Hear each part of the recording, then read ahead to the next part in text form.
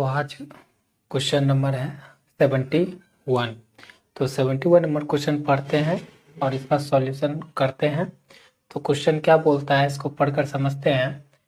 The monthly income of a person, कोई एक व्यक्ति है जिसका मंथली इनकम कितना है, 13,500 एंड हिज मंथली एक्सपेंडिचर मतलब खर्च वाज 900। मतलब एक व्यक्ति है जिसका जो मंथली इनकम है वो 13,500 है और उसका जो खर्च एक्सपेंडिचर जो है मंथली खर्च जो है 9,000 है, मतलब 9,000 है। तो next year his income increases by 14% and his expenditure increases by 7%। क्या बोल रहा है कि एक व्यक्ति है, ठीक है, जिसका जो मंथली इनकम है वो आपका इतना है, ठीक है, और उसका जो मंथली एक्सपेंडिचर है वो आपका 9,000 है, ठीक। अब अगले साल क्या होता है कि जो उसका इनकम है वो इनकम उसका क्या होता है, बढ़ जाता है, कितना से, 14% से, और उसका जो एक्सपेंडिचर भी है वो भी बढ़ रहा है, कितना परसेंट से, 7% से। तो आपको बताना है the percentage increase in his saving, उसका सेविंग में कितना इंक्रीजमेंट हुआ है, तो वो आपको फाइंड करना है। ऑप्शन आपका यहाँ है, तो चलिए फाइंड करते हैं। सॉल्यूशन क्या हो जाएगा कि मान लीजिए, अच्छा आप लोग जानते हैं ना इनकम बराबर क्या होता है, एक्सपेंडिचर प्लस में सेविंग, यही तो होता है। जितना आप खर्च करते हो और जितना आपको बचाते हो वो दोनों जोड़ के ही आपका क्या होता है, टोटल इनकम आता है, ठीक है। तो ये होता है। तो देखो इनकम व्यक्ति का कितना है, इतना है, एक्सपेंडिचर कितना है, 9,000, 9,000 है। अब वो कितना बचाता है, अगर उसका इनकम इतना है, इतना वो खर्च कर दे रहा है, तो वो सेव कितना कर रहा है, तो देख लेते हैं। 0 इसमें इसको घटा देते हैं तो क्या होगा, 2 0 5, ये हो गया, और 4। तो मतलब इतना वो उसका इनकम है, इतना वो खर्च करता है, तो बचाता कितना है, इतना ही तो बचाता है। और ये ऊपर वाला आपका क्या है,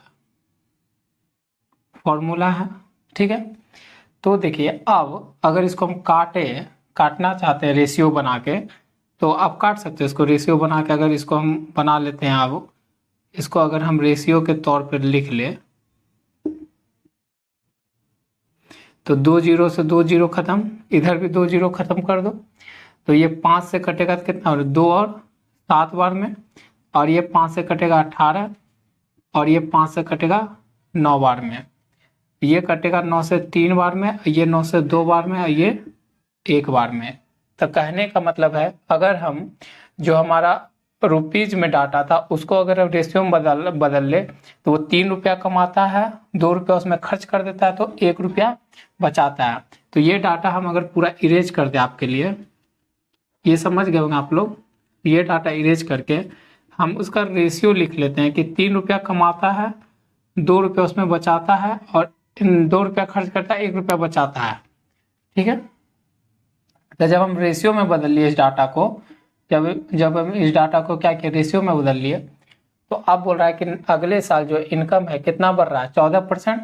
तो डेसिमल से बचने के लिए हम क्या करते हैं, अब जब हम रेशियो मान लिए तो हम इसमें कुछ भी कर सकते हैं, क्योंकि रेशियो में हम इधर से 2 0 इधर से 2 कट ही सकता है, तो सब बराबर है। तो मान लीजिए हम ये क्यों किए, 100 से गुना कर दिए सबको, क्यों, क्योंकि हमको डेसिमल वैल्यू आ जाएगा इसलिए उसको।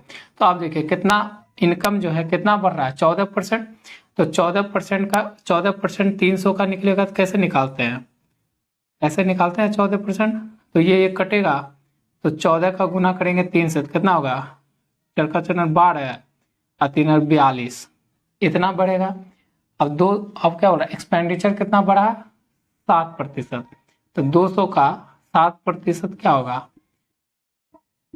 14 हो जाएगा, यहाँ लिख लेते हैं कितना हो जाएगा 14 हो जाएगा। तो देखिए वो अब जो बढ़ा है बढ़ोतरी सिर्फ देखेंगे, अगर वो उसका इनकम में 42 रुपया बढ़ा है, उसमें से 42 रुपया हम 14 रुपया खर्च कर दे रहा है, तो बचा कितना रहा है, तो 12 में 4 गया तो 8 और 3 में 2 28 रुपया बचा रहा है। तो आपको बोल रहा है कि कितना परसेंट का वो कितना परसेंट वो सेविंग कर रहा है। अब तो पहले देखिए 100 रुपया करता था, अभी कितना सेविंग कर रहा है 28 रुपया सेविंग कर रहा है। कुछ कमा रहा होगा लेकिन इतना ही ना बढ़ा है, उसका जो सेविंग में कितना बढ़ा है इतना बढ़ा है। तो सेविंग परसेंट निकालने के लिए सेविंग प्रतिशत कितना बढ़ा, तो 28 बढ़ा है 100 में से, तो परसेंटेज का चांस 100 से 100 खत्म, ये हो गया आपका 28। सेविंग कितना बढ़ा है, 28% बढ़ा है उसका, तो ऑप्शन आपका क्या हो जाएगा सी हो जाएगा।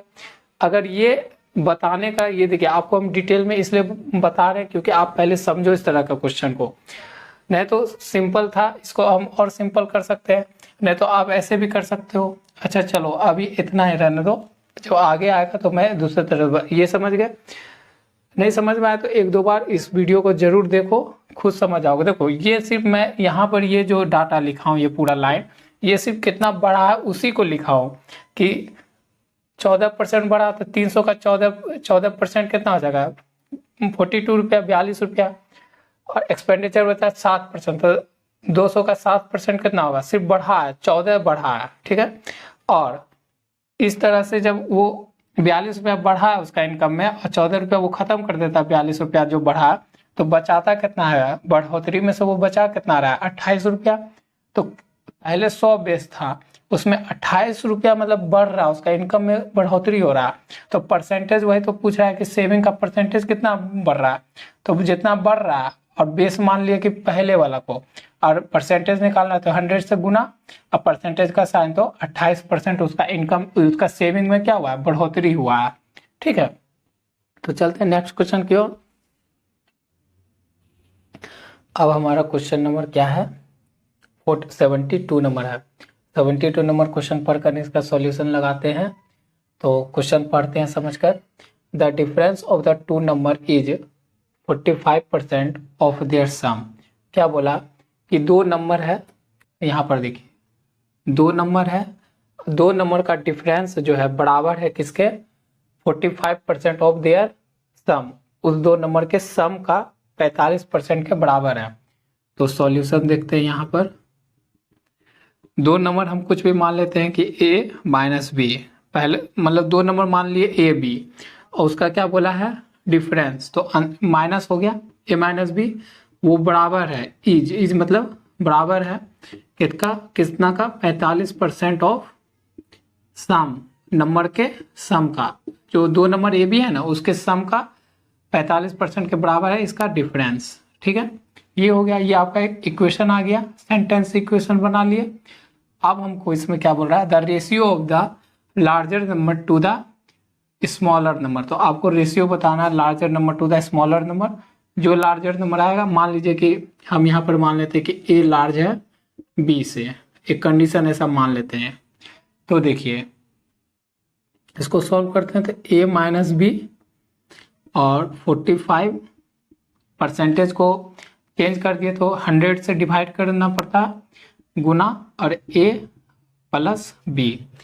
अब इसको इधर ले आते हैं, a प्लस बी को लेफ्ट साइड लाते हैं, तो a माइनस बी और a प्लस बी, ये हो गया 45/100 हो गया। अब इसको काट देते हैं, 5 से कितना बार में 9 से 5 से ये कितना बार में 20 बार में, ठीक है। अब a माइनस बी और a प्लस बी है, तो हमको a और b का मान चाहिए। तो हम प्रीवियस क्लास में सीख चुके हैं कि a और b निकालना हो तो कैसे निकालेंगे। अगर हमको एक बार a निकालना है तो इस दोनों नंबर को क्या करेंगे आपस में जोड़ देंगे, और 2 से क्या करेंगे डिवाइड दे देंगे। और आपको फिर b निकालना है तो क्या करेंगे, बड़ा में से छोटा घटता है, तो बड़ा यहाँ 20 है, उसमें से 9 घटा के उसको फिर से 2 से डिवाइड दे देंगे। तो ये हो गया। तो ए हमारा क्या आएगा, ए हमारा आ जाएगा 29/2 और बी क्या आ जाएगा 11/2 आ जाएगा। तो हमारा ए भी आ गया और बी का भी वैल्यू आ गया, है ना। इसको अगर हम घेर दे तो ये आपका ए और बी का वैल्यू आ गया। आप क्या बोला है कि जो बड़ा नंबर है उस रेशियो निकालने बोला है, रेशियो बोल रहा है, अनुपात निकालने बोल रहा है, larger number two the smaller number. तो लार्जर नंबर कहाँ आएगा ऊपर, तो हम लार्जर नंबर किसको माने हैं, ए को। ऐसे भी देखो ना, 2 से भाग दोगे एक बार में और ये 4 बार में, इसको भाग दोगे तो कितना आएगा 5 बार में, और उसके बाद डेसिमल आ जाएगा, इसका यहाँ तो ये बड़ा हो रहा है। तो अनुमान लग गया कि ए हमारा बड़ा नंबर है। तो रेशियो निकालेंगे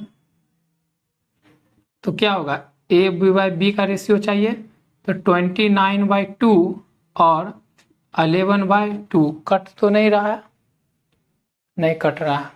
तो देखो ये 2 से खत्म, तो हमारा क्या बचा 29/11 बचा। तो हमारा रेशियो क्या आ गया 29/1, ये हमारा आंसर आ गया।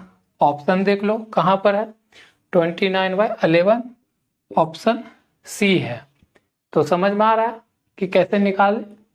तो इस तरह से आप इस टाइप के क्वेश्चन को सॉल्व करने का अप्रोच लगा सकते हो। चलते हैं नेक्स्ट क्वेश्चन की ओर।